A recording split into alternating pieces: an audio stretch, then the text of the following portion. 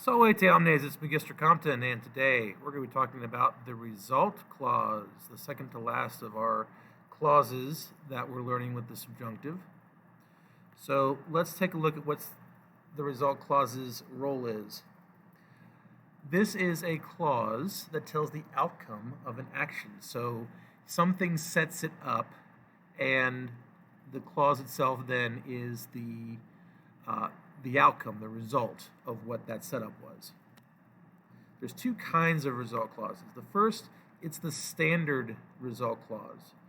And this is where you see some kind of word of magnitude like tom or seek or ita or adeo, all of which means so. You might see tot, which means so many, tantus, so great, and talis, such a. So with the exception of seek, ita, and adeo, the T words I like to call them, because that's usually the sign when you have a result clause. The second kind, and this is one you'll see more like in Caesar, maybe a couple times in Virgil, and that's the substantive result clause. And the way you can spot these is there'll be a main verb such as accidit or efficit. And the clause is the thing that happened, or this thing that someone made happen. So with accidit, the clause is like the subject. It happened that so-and-so, blah, blah, blah. Or so-and-so made it happen that. And that would be with efficit, so the clause then becomes like the direct object. So that's why I call it substantive, because it has sort of a noun job.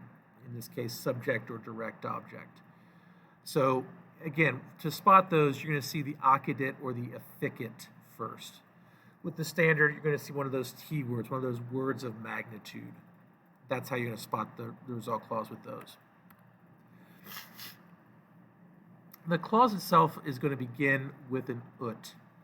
It always begins with an ut. There is no ne with the result clause. If a result clause is going to be negative, it's going to use one of these combinations. Ut non, the most common. Ut nemo, that nobody.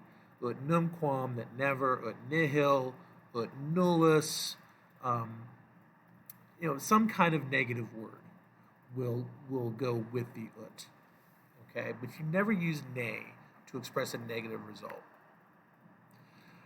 The result clause is like the indirect command in the purpose clause in that it only can use the present and the imperfect tense.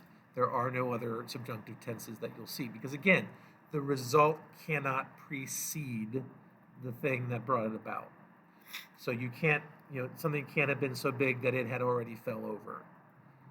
That doesn't make any sense. So the result has to happen either alongside or maybe after the thing that caused it, the thing that brought it about. So here's an example. Tua mater tam liberalis est, ut tibi ultimum crustulum semper det. Your mom is so generous. How generous is she? So generous that she always gives you the last cookie. Aw, isn't your mom a nice mom? So that's a traditional result clause. You have one of those T words, tom in this case, so it's a word of magnitude. Then you see the ut that begins the subordinate clause, and that leads down to det, det, which is the present subjunctive of do, dare. So yeah, you've got all the things you need for a traditional result clause. And now here's a substantive. Romani effecerunt ut Roma a Hannibale numquam caparetur. The Romans brought it about that Rome was never captured by Hannibal. So, what did they make happen? Well, the thing mentioned in the result clause, that Rome was never captured by Hannibal. So, that's a substantive result because it's the outcome that they brought about. Okay? So, you don't see the tom or the talis or anything like that there. You just see that effecerunt as the indicator that this is a substantive result. Okay, so that's it for the result clauses. You'll have the Magistrula to work on if you haven't already done so. Last thing we're going to talk about in the next video is the cum clauses, and there's 4 of those. And then that's it. We're done with talking about subjunctive clauses. So until then, Valete omnes.